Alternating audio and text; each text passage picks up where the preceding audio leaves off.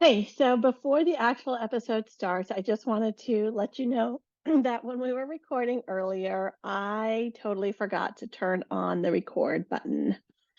So, for this episode, I don't actually have the video that goes with this great audio. We had such a great, fun conversation with Aaron, our guest. And so I apologize for not having the video to go along with it, but I still made this as a YouTube with just a static image for the rest of the episode, just so that I could make it available to those who prefer to listen on YouTube or to the video. But I will try to do better. I will try to capture video on all future episodes. So apologies in advance for that mess, but you know, it'll happen now and then, I think. All right, so enjoy the episode.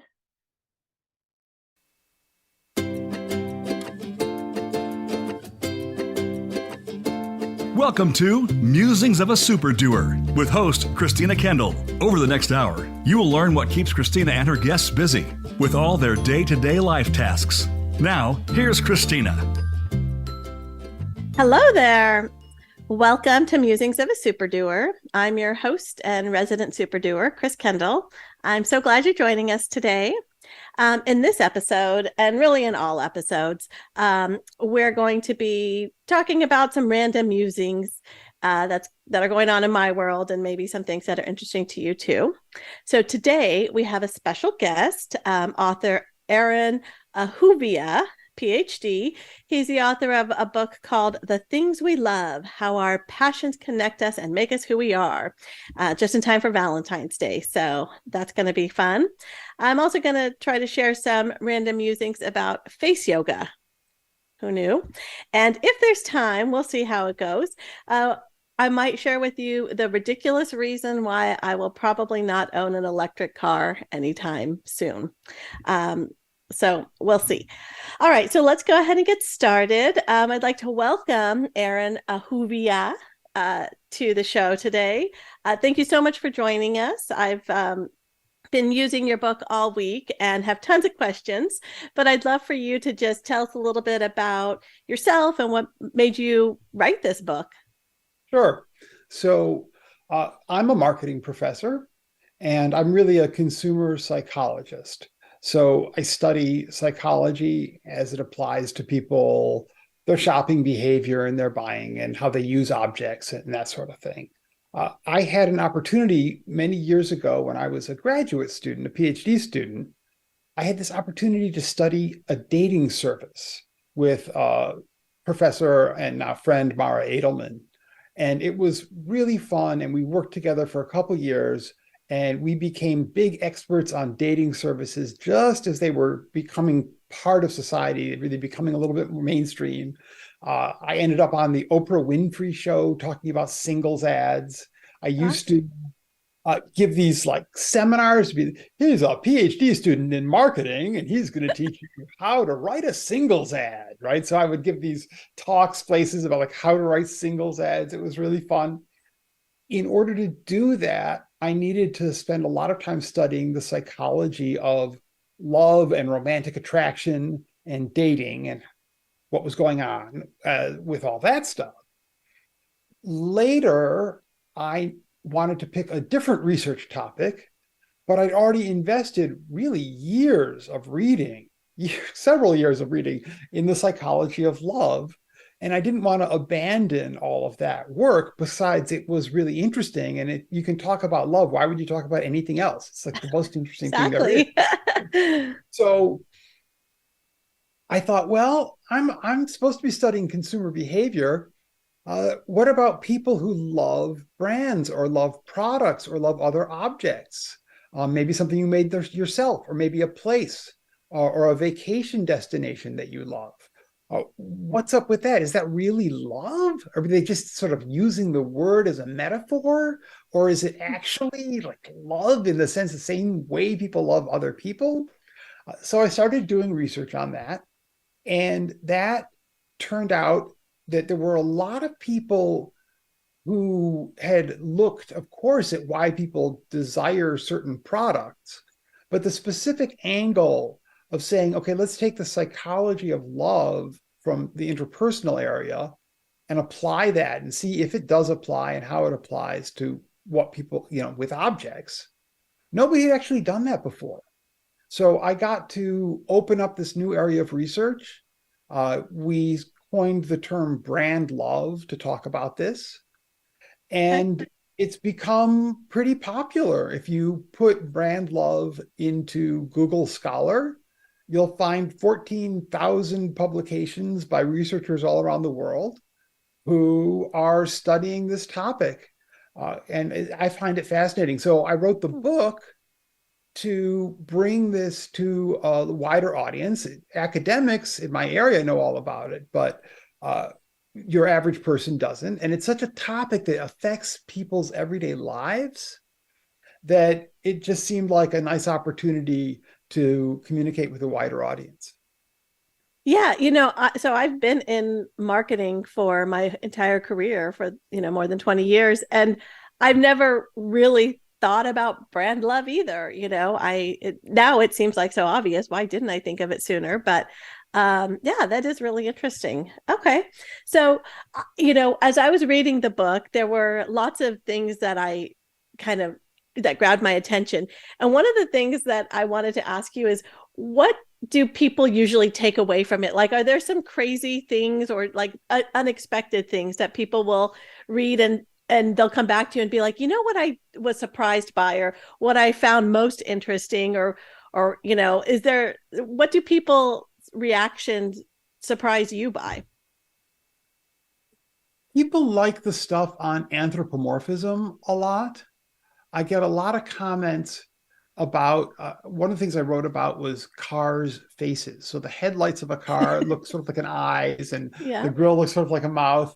And automobile designers intentionally create the front of the car to mimic different facial expressions. So that's something that people find pretty interesting. I also find that kind of stuff interesting. And that's important because, of course, in human evolution, we evolved love, and not just people, animals, many other kinds of animals love. There used to be this idea that only people loved. And if you were a pet owner and you thought your dog loved you, you were just deluded and reading that into things. That's not true. Newer, better scientific research shows that dogs and cats and many other mammals love. And there's no reason why they're not loving you, just like you're loving them. So nonetheless, when love evolved in animals and in people, it really was only intended isn't the right word with evolution, but it only really evolved in the context of relationships, usually parents for their children, or a spouse or a mate for their mate. And what love does in those relationships is it gets the parents to take care of the children, or one mate to take care of the other mate. You think about animals, there's a lot of animals like fish, most fish.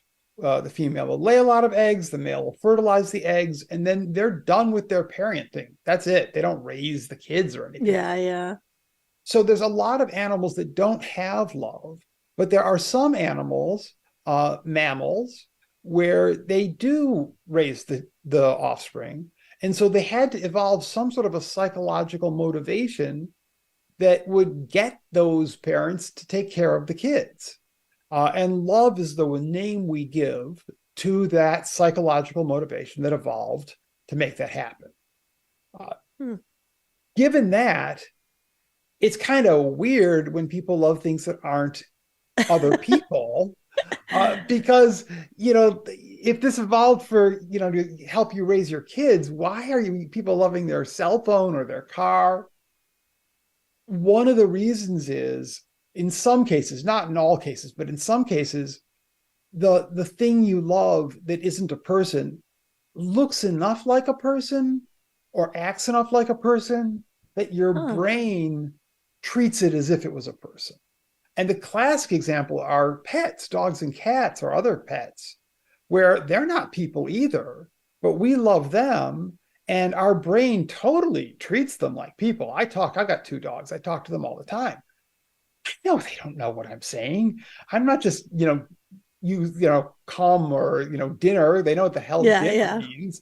But I'll have very long, complicated conversations with my dogs, and I know they're not understanding any of it, but my brain is sort of thinking about them and their cute little faces as if they Yeah. were people. So sometimes when people love cars, your brain is doing the same thing. It's looking at the front of that car with the headlights and the grill. And consciously, of course, you don't think it's a person, but unconsciously, in terms of the way your brain is operating, it's treating it a little bit like it was a person. Hmm. I never thought of it that way. I mean, now I feel like every time I see a car, I'm just going to be looking for the face in the front of it. So, let's see, back in like 95 ish, my mom bought a neon, those little Dodge neon that looked like a face. I mean, it had these really bubbly eyes, headlights, I guess. And I think it was sort of designed specifically to look like a cartoony kind of face.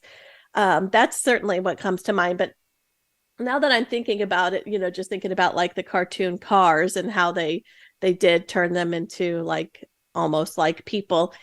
Yeah, I can see that. Although that brings to mind a TV show I watched a few years ago, and it was on one of these cable channels where they show extreme behaviors, and it was something like I'm in love with my thing or my car or something like that, and it showed people who like married their car or their tractor or their wheelbarrow, I don't know, and like formed these intimate relationships with those things. I mean, is that what you're talking about when you say we love our cars? Because I love my old car, but not, if it were gone one day, I wouldn't feel like I'd lost a partner or something. Generally, no, that's not what I'm talking about. But Okay, all right. I'm happy to talk about that as well. And that one of the things that's interesting about that when that happens is it shows the limits of what it means in most cases for psychologically normal people when we say we love things. So we can have very deep relationships with things. I love music. I have a very deep relationship with music, but I'm not going to marry music. That doesn't make Right, any sense right. to me. Yeah. Uh, what's happening? There are a number of people. This is a very small group of people in the world, and you'll understand why there's so few of them when you understand a little bit about the neuroscience of what's going on. Because these aren't just people who are trying to be weird for the sake of getting attention. They are people who, for the most part, have both of two somewhat rare disorders. So one moderately rare, not so rare, but moderately rare is autism. And so Okay. they tend to have autism. And what autism does is when you and I talk, we read each other and get a sense of the other person's emotions at an intuitive level. I don't have to look at your face and say, her mouth is pointing in this direction, Oh, right. Yeah. such and such. Frowning or I smiling or, yeah. smiling. I see your facial expression and my brain immediately intuitively knows what that means, and that affects my behavior and affects how we relate to each other. If you're autistic, that whole intuitive process is cut out. So a Hmm. lot of the our sense that people are different from other objects because we sort of connect with them better. Autistic people don't have that. And if you're autistic, you have to take classes to learn what different facial expressions mean. And then you have to see them and say like, oh, that means the person's angry. I better not do that anymore. Oh, right, Right? right. Because you don't have those intuitions. And that Yeah. creates a distance between you and other people. So that's one of the things that's going on. But just being autistic does not get you to marrying your car. Right, right. You also need another much more rare, and you've got to have both of these things at the same time, condition called synesthesia. And so synesthesia, it's something that happens to people, like even people who don't have this condition. Every once in a while, people will report this or something will happen that will create this effect where your brain takes one kind of sensory input and converts it into another kind of sensory experience. So Hmm. you will taste something, but instead of it registering in your brain as a taste, it'll register as a color, and you'll actually see a color. Or Yes. you'll hear something and that'll register as a taste. You'll hear Hmm. a sound and it will taste a certain way in your brain too. That's what synesthesia is.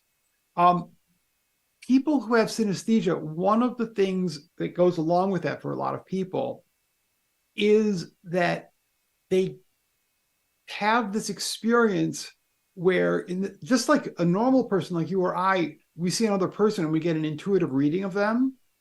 They see certain objects and their brain converts that into the kind of intuitive reading that you and I get from a person.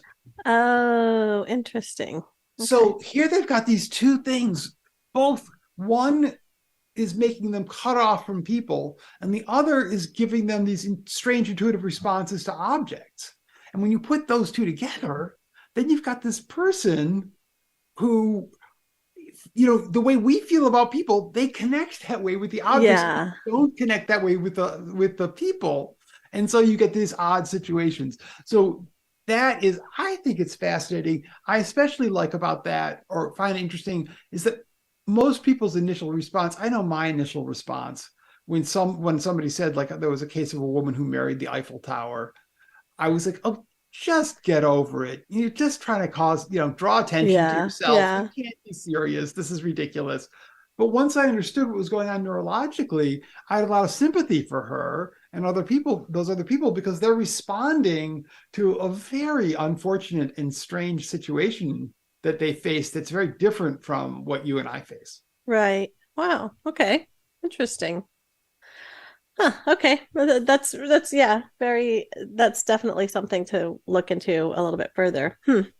One of the other things when I was reading through your book, that I wanted to ask you about is collections, because I have like specifically tried not to collect things in my life, because I know once I say to one friend, "Oh, I collect turtles," every gift, every birthday, Christmas, hostess gift, whatever, for the rest of my life is going to be something turtle related. And so I've just specifically tried not to collect things, but there are those people who just love their collections. Now, is that just purely a habit or an obligation, or what are your thoughts on that? Collections are one of the things that people love. They really give people a sense of meaning, and they're doing something. They feel they're important. Their collection is important. You might not think their collection of turtles is, ceramic turtles is important. Right. Important to them, and so it feels like it gives them an important project in their life. Often, people who collect in that way have a penchant for completeness and order. So they're trying to sort of organize the world in some domain, and they're looking to create sort of complete sets of certain types of things, and that's part of the pleasure that they get from that. So part of most things that people love is the way that the thing connects them to other people. So very often people are interested in collecting because they have social relationships and friendships with other people who also collect that thing. It Yeah. becomes a way of connecting to those other people. And that's a very, very central theme in whatever it is that people love. You love cars, it's usually because you like to talk to other people about cars. And you love ceramic turtles, it's because you want to talk to the other ceramic turtle collectors. Right. So it has a dual effect, though, that's sort of interesting, because it connects you to these other people who collect the same things you do. But if you're really a big collector, if you're just a little, it's just a minor hobby, that's fine. But some people get very, very sucked into it. And sometimes their children feel that they have to compete with the collection for the parents' affection. So when the parent is getting old and they've got this beloved collection and they don't want it to sell it, they want it to it's very important they give it to the person who they care about. They want to give it to their kids. The kids don't want the collection. Because been there. I hate this collection. This is the thing I'm competing with. So what the parents often are doing is if they've got grandkids, they'll try and get the grandkids interested in the collection. Oh, okay. Well, that's Because smart, the I guess. grandkids don't have any of those childhood memories that are a little bit negative around the collection. Well, that makes perfect sense because in my house right now, I've probably got 500 bottles that my husband's grandmother collected and got him interested in. And when she passed away, he had to have her entire bottle collection. And now we've got all these old, dusty bottles randomly throughout the house that I can never get rid of because they were his grandma's. And he loves them, even though he doesn't really have a connection, but he loved her and she loved them. So it was this, whole thing, I guess.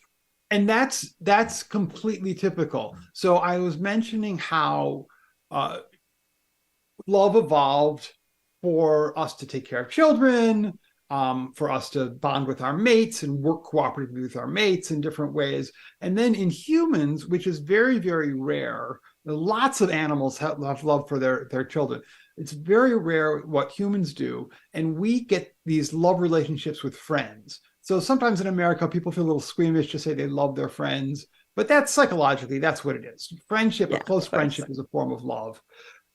And humans evolved, took this emotional capacity that originally evolved in the family, and we were able to extend it in this way so that we have friends, and by loving our friends, we are able to function much better in groups and work much better as a team. So if you're a sports coach, any sports coach will tell you that one thing they really want to do is get everyone in the team to have the sense of love for everybody else in the team and to love the team and each other, because that will make them function better as a team. And so when we were evolving, we lived in a tribe or a clan or a group, a band, and we would have this love for the other people in our band, and that would help us be effective. And that was one of the reasons humans were effective as, animals, and we've been such an effective species. Even so, all of that's about people, right? You're not loving any objects there. It's, okay, so you love friends, you love family, no objects involved. So how do people love objects? Well, you've got to get your brain to think the object is a person.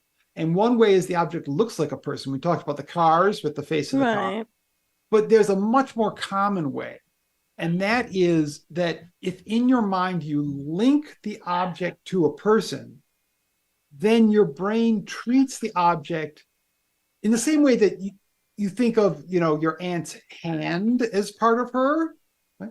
You think of your husband thinks of these bottles. Yeah. As part of you said grandmother who gave it? Yeah, grandma. Yep. Right. He thinks of the bottles, just the way he thinks of his grandma's hand as part of her, the bottles are part of her. Right. So he loves the bottles because his brain is treating them in a human way because they have that connection to an actual person.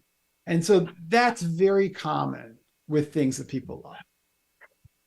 So that reminds me of something else that I saw in your book. You mentioned how people, there are some people who, when they see like one item left in a grocery store shelf, they feel like they have to take it because they don't want it to be lonely or sad or something. And so I read that last night, and I, like, oh, that's interesting. And I kind of skimmed by it. But right now, as you're talking about this connection, it just hit me that I can remember a few times in my childhood, like maybe 2 or 3 random points throughout my life where I had a really weird attachment to a really weird thing, like an obsession.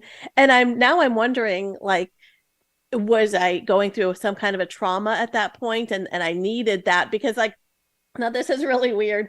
I found, this is embarrassing to admit. Okay.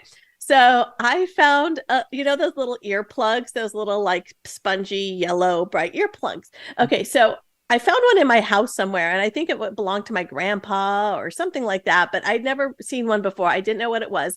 What I thought it was a baby Nerf. Do you remember those Nerfs? Nerfs Yes. used to be in like a cylinder, and they were, maybe 2 inches tall or an inch tall or something. So this looked like a baby Nerf. And I remember just finding this one little baby Nerf and feeling so sad for it. Like, it's all by itself in the world, and where's its family? And I became super, like, I saved it for years, I think. um that's really weird and embarrassing now that I think about it, but I wonder if at the time I was going through something that made me create this attachment and like whole story around a thing that doesn't really make any sense. Well, it does make sense to me. It makes sense to me. So first of all, you said it. Okay, it didn't look like a person. It didn't act like a person.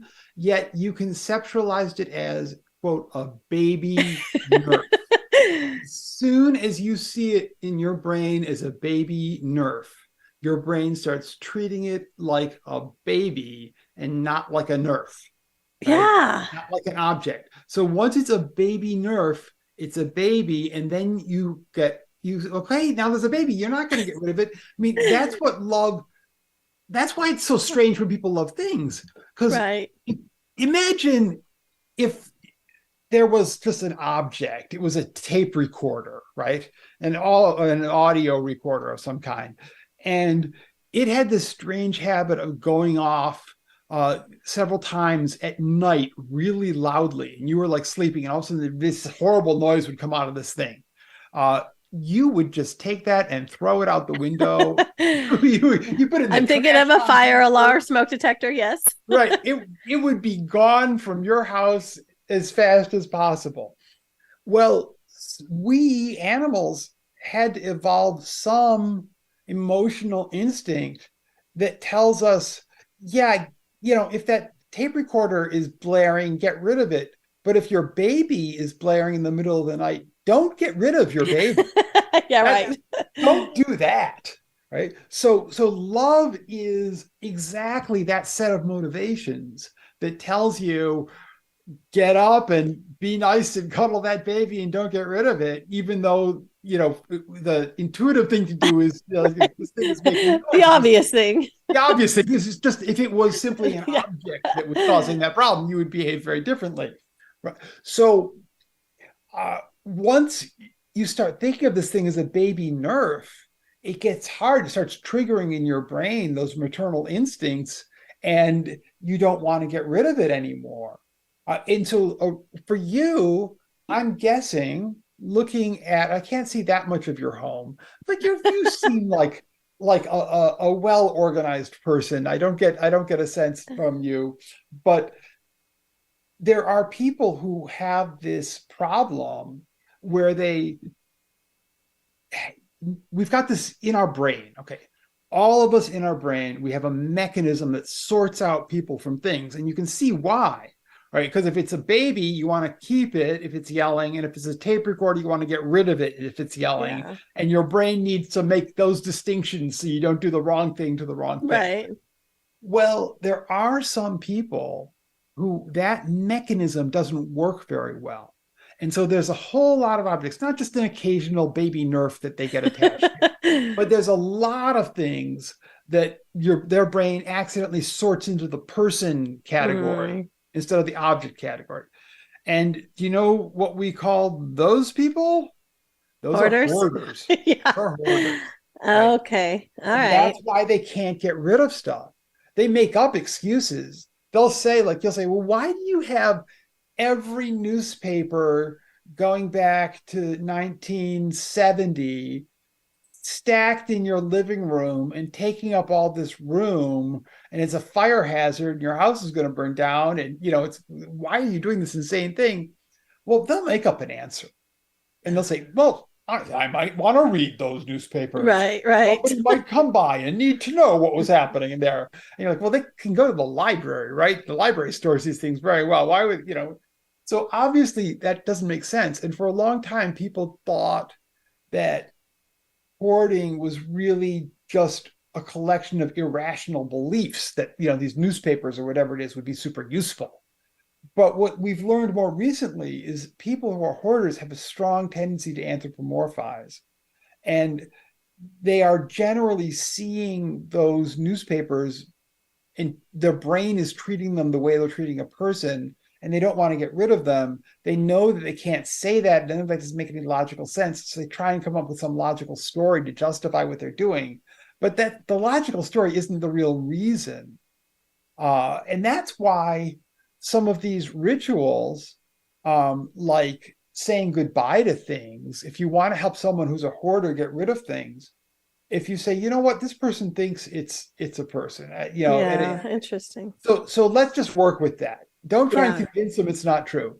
So if it's a person, how would you get rid of a person in a polite and way? You have to assure them that it's going to a happy place. It's not going to be harmed. You're not doing a bad thing, and you have them say goodbye and give it that kind of a ritual, and then they feel that they can let go of it better. Yeah. That's funny you say that because I hired an organizer to redo my office a few years ago, and she like literally pulled every single thing out of every drawer, cabinet, whatever, and like made these piles. And there were huge piles of like Sharpie pens and, like post-it notes. Like I had 75 different sizes of post-it notepads that were, variously hidden throughout my office. And she made these piles and she's like, yeah, exactly. So she's like, I'm gonna, get rid of all this. You're gonna keep 5 of these, you're gonna keep one of each color Sharpie, trying to pare it down. And of course, my instinct was like, okay, great, thank you. But where are these going to go? Like, they're all still good. I hate to just throw them away, blah, blah, blah. And then finally, I'm like, you know what? I need you to tell me you're donating these to like a preschool or somewhere. Whatever actually happens to them, you do what you need to do when you take them out of my house. But I need you to say the words to me that they're going to a good home, that they're going to be well loved and used. And these, 7,000 crayon packets are going to children in need or something like that, because I felt like I needed to know that they weren't wasted, even if realistically, I'm sure she just threw everything away as soon as she left, but that's fine. I needed it out of my life. But in order to do that, I needed to hear that it was okay. I needed that permission, I guess. So yeah, that's interesting. Well, when you love something, you do care about what happens to it. And so a lot of times craftspeople who make something, you fall in love with it because you're putting your identity into it, you're putting your work into it. It's your creative product. It's kind of like your child in a certain way, like you've created this thing. And so people who create things, they often care where they go. They are people who will give, like who are selling things at craft fairs. If they feel like a person looking at it is going to give it a particularly good home, they might give that person a discount Yeah, because yeah. I'd rather have them buy it because they'll use it well. I remember I've got a coffee table that is one of my favorite pieces of furniture, and I bought it from these woodworkers who do sort of decorative, nice stuff in wood. And I saw it at their shop and went in and talked to them about it. And I was really interested in how they had done certain things that looked very complicated to me. We talked about the process they used, etc.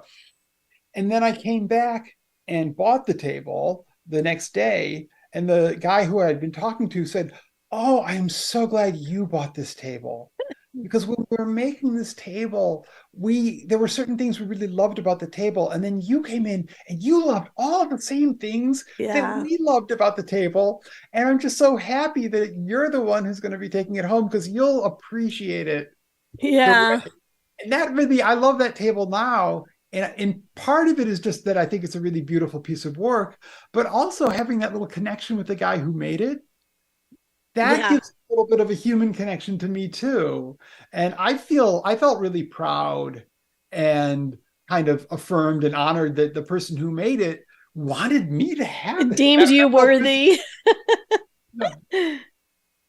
Yeah. Oh, that's awesome. Hmm. Is it what is the cool things about the table? Oh, so it's got, I'm going to try and describe this in a way that the people who are just listening can see. But so imagine a rectangular coffee table, and then there's one piece of wood that's the main piece of wood going across, and then there's another piece of wood that's a very thin arc. So it's about a quarter to half inch wide, and it's an arc that goes like all the way up and down and around the coffee table, so from one side to the other.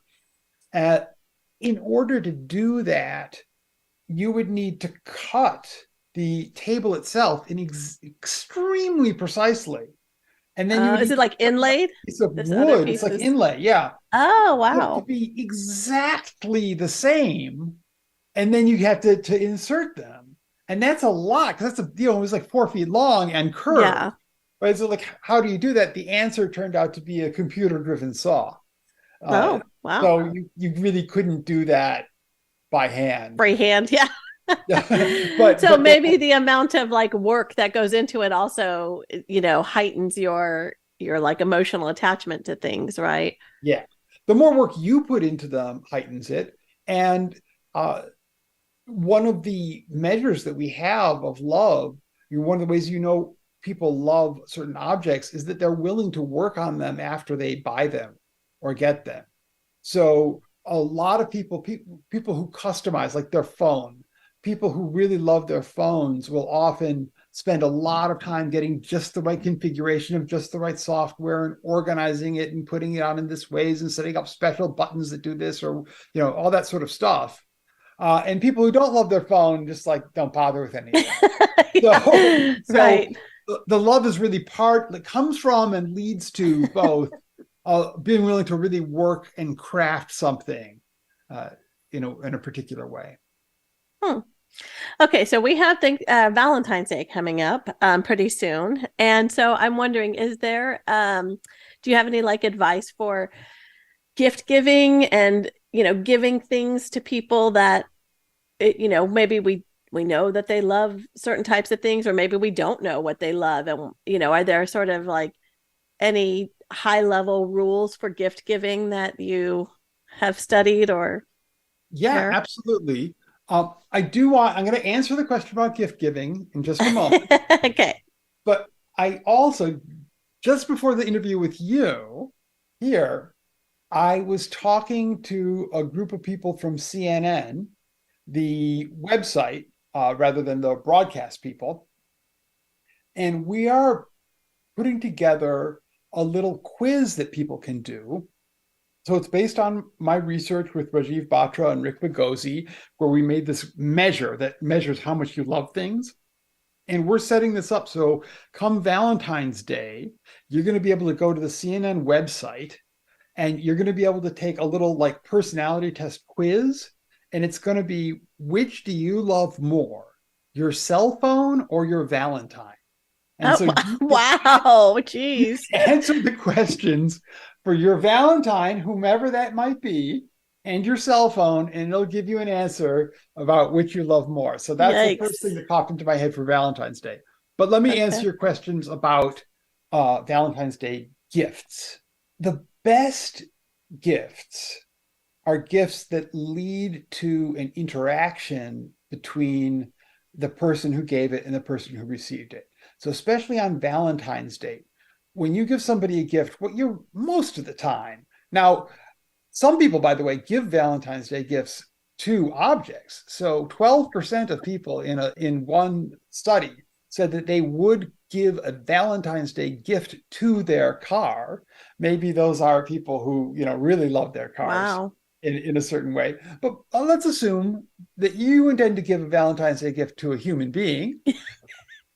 And if that's the case, you're probably hoping that that gift will draw the two of you closer together, will help Hmm. you have a romantic time and become more romantically attached to each other. If you can craft the gift, choose something like an activity. Let's say this person you're giving it to is really a big hiker. That's like something that makes them super happy.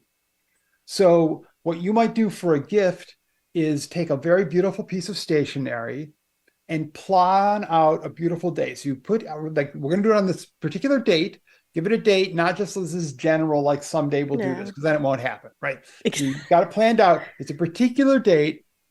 We're going to go to this trail that I have researched in the areas, this great trail, and we're going to go together on this walk for a certain number of miles. And we're going to end up at this wonderful restaurant where I now have reservations for the two of us for dinner after our hike. or better yet, we're going to wind up at this spa. I was going to say spa sounds good too. Yes. We're going to get a massage after your hike, and then we're going to have dinner, right? And so you write this out and you maybe put it in a little box and wrap it up very lavishly so it feels like they're really getting a gift. Yeah. What's great about this is that because it's something that the two of you do together, it really does draw you closer. There's a lot of research that shows that if you want to create more romance with somebody, if you do things that are either challenging and you achieve something together, that actually creates a romantic feeling between the people. Or if you learn a new skill together, like you take a cooking class together, that creates a romantic feeling between the people. So doing some sort of a challenging or learning activity together is a nice way to do this. The other thing I would suggest is, even if it's something that you could do on Valentine's Day, which would be great, consider putting it off a week. Consider giving them something that happens a little later, because a lot of the pleasure people get from things is the thinking about it beforehand, the anticipation. So it's with vacations, a lot of the pleasure people get from vacations, some of it's on the vacation, but a lot of it is thinking about the vacation before you go, and sometimes remembering it after you get back. So with that in mind, it sometimes works better to have something a little bit in the future so people can think about it. And one of the studies that's very famous where they looked at this is they asked people, how much would you pay to get a kiss from your favorite movie star? And to some of the people they asked, how much would you pay to get a kiss right now from your favorite movie star? And to other people, they said, how much would you pay to get a kiss in 1 week from your favorite movie star? And people would, on average, be willing to pay more for the kiss a week later. Yeah. Yeah, that makes sense. I can see that. Because you get a whole week of daydreaming about it. Yes. Yeah. That's why I don't check my lotto tickets immediately. I like to, I buy them right before the drawing, and I wait like a week or two intentionally to check, because during that week, it's still a possibility. And once I check and I find out I didn't win, then it's over. So, wow. And the irony is not lost on me that of all the gift things that you suggested, not a thing is really where you landed, an experience and not a thing. Yeah, absolutely. So the things, if you're going to get somebody an object, try to have it be an object that's linked to an experience. Yeah. So if the person really likes a certain musician, maybe get them a CD if they're still using CDs or records, from that person. But then to make it really nice, have as part of the gift that you're going to sit down and listen to it with them. Yeah. So that it becomes a shared way of connecting. Oh, that's really nice. Yeah. And you've given me lots of good ideas for my own husband. So, wow, this is really so interesting. I think I could probably, pick your brain for hours on this, but I really appreciate you taking the time with us today. This has been just super cool to hear all these theories and the studies that have been done and making me think in a different way. And really, I have a whole new sympathy, I think, for people that experience things differently than I do, that I'd never really considered before. So is there anything you'd like to tell the listeners about, maybe how to get a copy of your book if they want to grab one? Sure. So, by the way, for those who are actually watching, this is what the cover looks like. It's called The Things We Love, and it's available at most bookstores. It's certainly available at any of the online bookstores. And you can just, if you can recall The Things We Love, pretty easy. It should get you there. But I also have a website called thethingswelove.com. And if you go there, you can sign up for my blog, as well as take some personality tests and see some videos and some funny pictures and whatever stuff I've got there. But the blog is a nice way, if you found this conversation interesting and you'd like to hear more similar material, the blog is a good way to make sure that happens. Awesome. Well, thank you. I'm definitely going to subscribe and check it out. Thank you so much, Aaron. It's been a pleasure to speak with you today, and I can't wait to see what you do next. Thank you, Kris. It really has been nice. Thanks for the opportunity. Of course. All right, we're going to take a quick break. So grab a snack, check your stocks, do what you need to do. And when we're back, I think we might have a few minutes left to talk about some of my favorite shows. All right, thanks.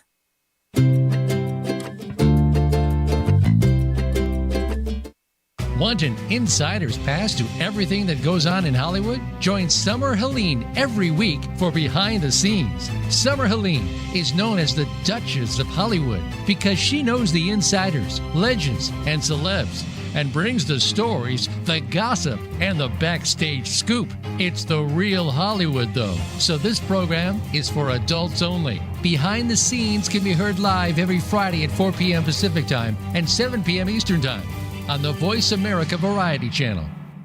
Stimulating talk gets those synapses in the brain firing really fast. all the time. The #1 internet talk station where your opinion counts. VoiceAmerica.com.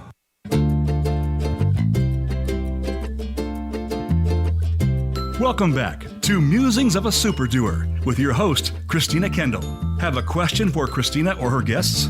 Join us on the show at 866-472-5788. That's 866-472-5788. Now, back to the show. Hello. Thank you for sticking with us. If you're just joining, we were just talking with author Aaron Ahuvia about his book, The Things We Love, How Our Passions Connect Us and Make Us Who We Are. Super interesting studies and just anecdotes about how people love things, and sometimes in healthy and sometimes in unhealthy ways, but super interesting. So we went a little long on that. So I'm going to save some of the other topics I had in mind for next week. And today we'll close out by sharing a couple of the shows that I've been watching lately. So my son and I just found a new series. It's actually not new. I think there's 2 seasons, but we just found it on Netflix. It's called Black Summer. And so it's basically like The Walking Dead. I mean, it really is very much like The Walking Dead. And we love The Walking Dead. So it was really exciting to see a new version of it. I think they do a little bit more of the parallel stories where, you know, they're kind of skipping back and forth. Like we'll see one person and their perspective of it for 5 minutes, and then it goes back to that same starting point with a different person and their perspective of that same time period.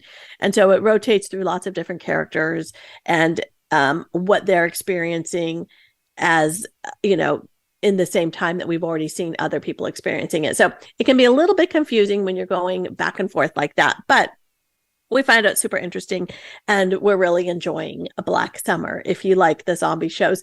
And there's the good thing that I like about it so far. I think we're just maybe a few episodes into season 2, so we aren't super deep into it. I'm sure if there's going to be many seasons, it'll evolve, but it's not as gory, I think, as The Walking Dead. Whereas, you know, in Walking Dead, you have a lot more like gross looking people because they've been decomposing for a long time.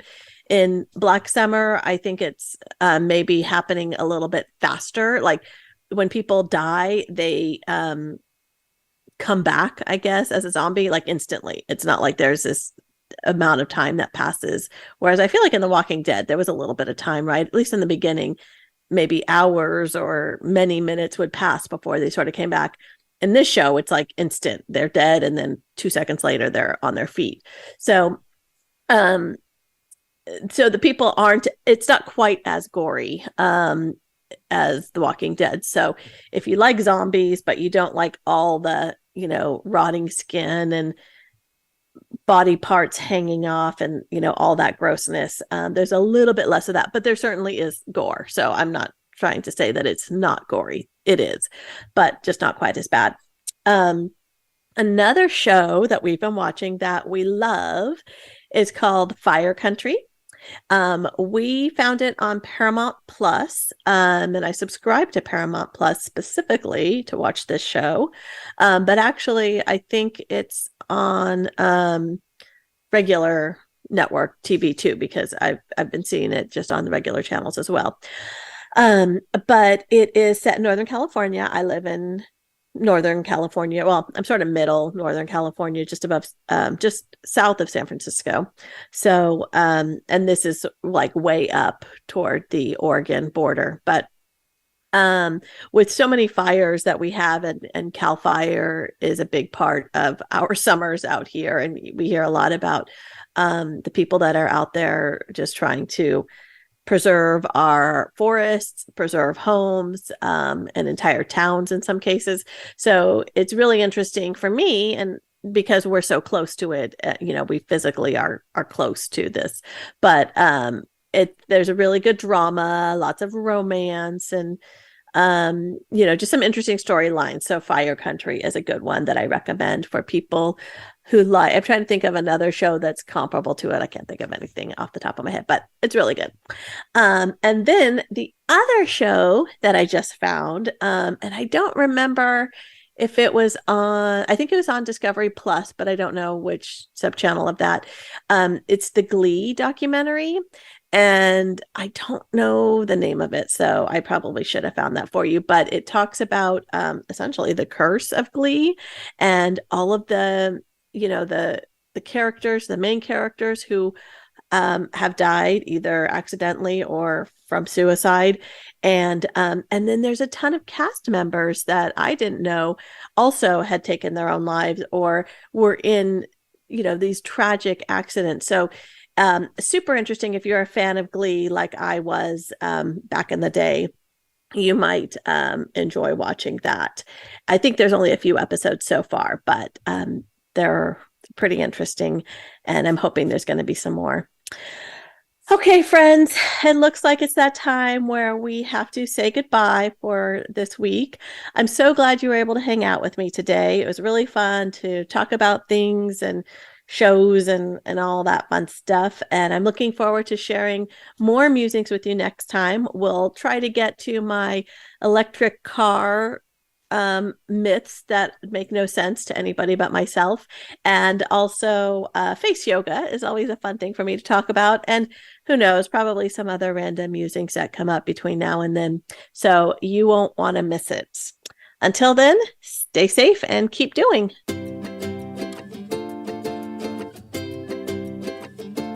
Thanks for tuning into Musings of a Super Doer with Christina Kendall. We hope you've enjoyed today's show and look forward to having you back next week. Until then, have a beautiful week.